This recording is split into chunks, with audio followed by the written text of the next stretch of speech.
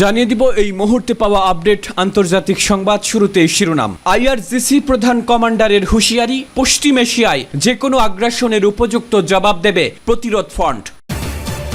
এরপরে তুরস্কে ইসরায়েলি বিমানের জরুরি অবতরণ, জ্বালানি দেয়নি বিমানবন্দরের কর্মীরা। জানাবো ইসরায়েলের যুদ্ধবিরতির প্রস্তাব মেনে নিতে হামাসকে চাপ দিচ্ছে আমেরিকা।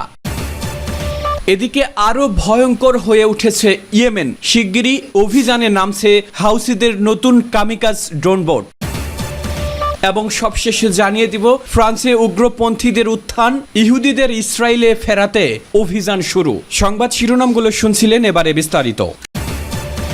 পশ্চিম এশিয়ায় যে কোনো আগ্রাসনের উপযুক্ত জবাব দেবে প্রতিরোধ ফ্রন্ট। এখন থেকে বিশ্ব মুসলিম নিজেরাই তাদের ভাগ্য নির্ধারণে ভূমিকা রাখবে বলে প্রত্যয় জানিয়েছেন ইরানের ইসলামী বিপ্লবী গার্ড বাহিনী বা আইআরজিসির প্রধান কমান্ডার মেজর জেনারেল হোসেন সালামি। তিনি বলেছেন, সন্ত্রাস বিরোধী প্রতিরোধ সংগঠনগুলো পশ্চিম এশিয়ায় যে কোনো আগ্রাসনের উপযুক্ত জবাব দেবে। তিনি গতকাল ইরানের মাশহাদ নগরীতে অনুষ্ঠিত মাজার রক্ষা ও প্রতিরোধ সংগ্রামে শহীদদের আন্তর্জাতিক কংগ্রেসে দেওয়া এক বক্তৃতায় এ প্রত্যয় জানান। মধ্যপ্রাচ্যের প্রতিরোধ ফ্রন্ট গাজাবাসীর সহযোগিতায় অটল থাকার কারণে ফিলিস্তিনিরা ইহুদিবাদী ইসরায়েলের আগ্রাসনের মোকাবেলায় শক্ত প্রতিরোধ চালিয়ে যাবে বলে জেনারেল সালামি আশ্বাস দেন। ইহুদিবাদী ও সাম্রাজ্যবাদীদের বিরুদ্ধে লড়াইয়ে আত্ম উপসর্গকারী শহীদদের প্রশংসা করে আইআরজিসি প্রধান কমান্ডার বলেন, ইসলামের ইতিহাস প্রমাণ করেছে যে জেহাদ ও শাহাদাতের মধ্যেই মুসলমানদের সম্মান ও মর্যাদা নিহিত রয়েছে। সালামি বলেন, পশ্চিমারা এই সত্যটি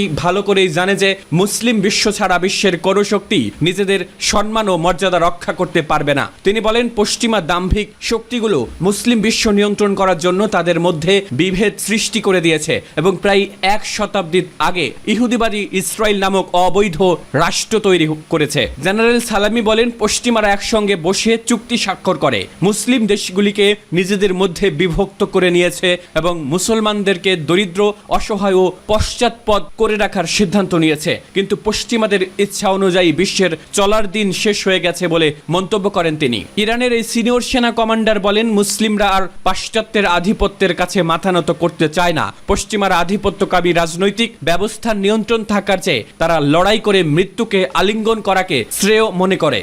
তুরস্কে ইসরায়েলি বিমানের জরুরি অবতরণ, জ্বালানি দেয়নি বিমানবন্দরের কর্মীরা। ইসরায়েলের জাতীয় বিমান সংস্থা এল আল জানিয়েছে, তাদের একটি বিমান তুরস্কের আন্তালিয়া বিমানবন্দরে জরুরি অবতরণ করেছিল, তবে বিমানবন্দরের কর্মীরা ওই বিমানে জ্বালানি দিতে অস্বীকৃতি জানায়। সংস্থাটি এক বিবৃতিতে বলেছে, ইসরায়েলে ফেরার আগে আন্তালিয়া বিমানবন্দরের কর্মীরা ফ্লাইট LY5102-তে জ্বালানি দিতে রাজি হয়নি। তারপর বিমানের ক্যাপ্টেন বাধ্য হয়ে বিমানটি গ্রিসের রোডসের উদ্দেশ্যে নিয়ে যান। সেখানে জ্বালানি নেওয়ার পর বিমানটি ইসরায়েলে ফিরে আসে। এই তুর্কি কূটনীতিক সূত্র জানিয়েছে, ইসরায়েলি বিমানটিকে একটি জরুরি মেডিকেল পরিস্থিতির কারণে অবতরণ করতে দেওয়া হয়েছিল। কূটনীতিক সূত্রটি বার্তা সংস্থা AFP-কে জানায়, মানবিক কারণে তারা বিমানে জ্বালানি দেওয়ার প্রস্তুতি নিচ্ছিল। তবে প্রক্রিয়া শেষ হওয়ার আগেই বিমানের ক্যাপ্টেন নিজ উদ্যোগে বিমানটি নিয়ে উড়াল দেন। সূত্রটি আরও জানায়, মানবিক কারণে জ্বালানি দেওয়া হতো, তবে প্রক্রিয়া সম্পূর্ণ হওয়ার আগেই ক্যাপ্টেন নিজ ইচ্ছায় বিমানটি নিয়ে চলে যান। ফিলিস্তিনের গাজায় ইসরায়েলের বর্বরতা ও গণহত্যার কারণে তুরস্ক ও ইসরায়েলের কূটনৈতিক সম্পর্ক তীব্র অবনতি ঘটেছে। তুরস্ক ঘোষণা দিয়েছে, গাজায় যুদ্ধ বন্ধ না হওয়া পর্যন্ত ইসরায়েলের সঙ্গে সব ধরনের বাণিজ্যিক সম্পর্ক স্থগিত থাকবে।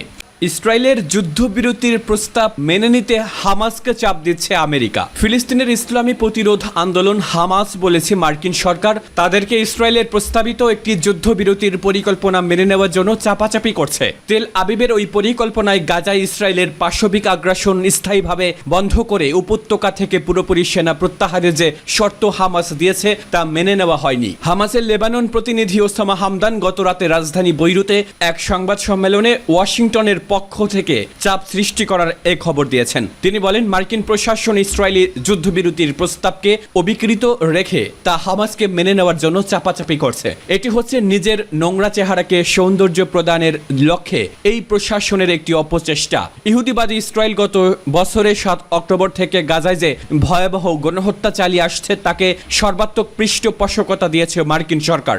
আমেরিকা অস্ত্র চালান না পেলে বহু আগে তেল আবিবকে গাজায় গণহত্যা বন্ধ করতে হতো।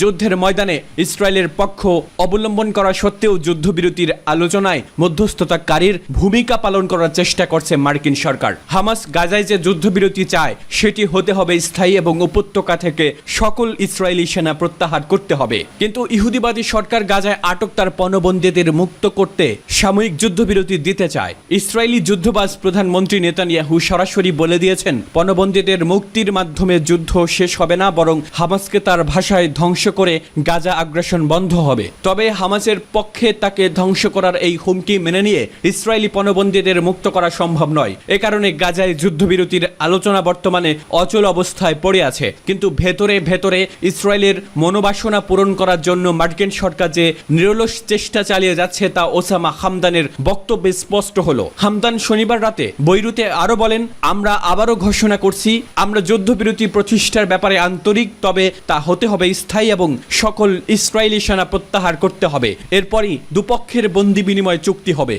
শিগগিরই অভিযানে নামছে হাউসিদের নতুন কামিকাজ ড্রোন বোট। ইয়েমেনের বিদ্রোহী গোষ্ঠী হাউসিদের সামরিক বহরে যুক্ত হচ্ছে নতুন কামিকাজ ড্রোন বোট। এটি তাদের উড়ন্ত ড্রোন ও ব্যালিস্টিক ক্ষেপণাস্ত্রের চেয়েও বেশি কার্যকর। রোববার এর তথ্য জানিয়ে ইরান সমর্থিত এই গোষ্ঠীটির একজন মুখপাত্র জানান, তারা শিগগিরই একটি নতুন সামরিক নৌযান চালু করতে যাচ্ছেন, যার রয়েছে উন্নত প্রযুক্তি ও ধ্বংসাত্মক ক্ষমতা। তাদের নিজস্ব মিডিয়া আল মাসিরাহকে শনিবার এক বিবৃতিতে হাউসিরা একথা জানিয়েছে বলে রোববার খবর দিয়েছে ইরানের রাষ্ট্রীয় গণমাধ্যম ইরনা। বড় বাণিজ্যিক জাহাজের এই ধরনের বোটগুলোর বিরুদ্ধে কোনো প্রতিরোধ ব্যবস্থা নেই। হাউসিরা বলছে তারা শিগগিরই তাদের নতুন ড্রোন বোটের ছবি প্রকাশ করবে। সূত্র জেরুজালেম পোস্ট। ফ্রান্সে উগ্রপন্থীদের উত্থান, ইহুদিরা দলে দলে ফিরবে ইসরায়েলে। ফ্রান্সের পার্লামেন্ট নির্বাচনের প্রথম দফায় উগ্র ডানপন্থীরা বড় ব্যবধানে জয়ী হয়েছে, আর এর ফলে ফ্রান্সে বসবাসকারী ইহুদিদের মধ্যে অস্থিরতার সৃষ্টি হয়েছে। আশঙ্কা করা হচ্ছে তারা এখন দলে দলে ইসরায়েলে চলে যেতে পারে। প্রাথমিক জরিপে দেখা যাচ্ছে নির্বাচনে মারিন লে পেন এর উগ্র ডানপন্থী দল ন্যাশনাল র্যালি পেয়েছে 34.5% ভোট। দ্বিতীয় স্থানে রয়েছে বামপন্থী নিউ পপুলার ফ্রন্ট অ্যালায়েন্স। দলটি 28.5 থেকে 29.1% ভোট। আর বর্তমান প্রেসিডেন্ট ম্যাক্রোর জোট 20.5 থেকে 21.5% ভোট পেয়েছে। জরিপ সংস্থাগুলোর হিসাব অনুযায়ী RN 577 আসনের পার্লামেন্টে সংখ্যাগরিষ্ঠ আসন পাবে, কিন্তু দ্বিতীয় রাউন্ডের পর তারা নিরঙ্কুশ সংখ্যাগরিষ্ঠতার জন্য প্রয়োজনীয় 289 আসন পাবে কিনা তা এখনো পরিষ্কার নয়। সংস্থাগুলোর হিসাবে ভিন্নতা আছে। ইপসোস এর প্রজেকশন অনুযায়ী RN পাবে 230 থেকে 280 আসন। ইফফ এর হিসাব হচ্ছে 204 থেকে 270 এবং এলাপ একমাত্র সংস্থা যার N এর আসন সংখ্যা 260 থেকে 310 এর মধ্যে করেছে। এই প্রেক্ষাপটে coalition association for the absorption and encouragement of Jews immigration বা আলিয়ার সিইও এরিয়েল কান্ডেল বলেছেন, এখন প্রায় 50,000 ফরাসি ইহুদি ফ্রান্স ত্যাগের কথা ভাবছে। NR এর সভাপতি জর্ডান বর্দেল্লা এবং এর শীর্ষ আইন প্রণেতা মারিন লে পেন ধর্মীয় উপাসনায় সরকারি অবস্থান সীমিত করতে চান। দলটির মুসলিম বিরোধী এজেন্ডার অংশ হিসেবে তারা ইহুদিদের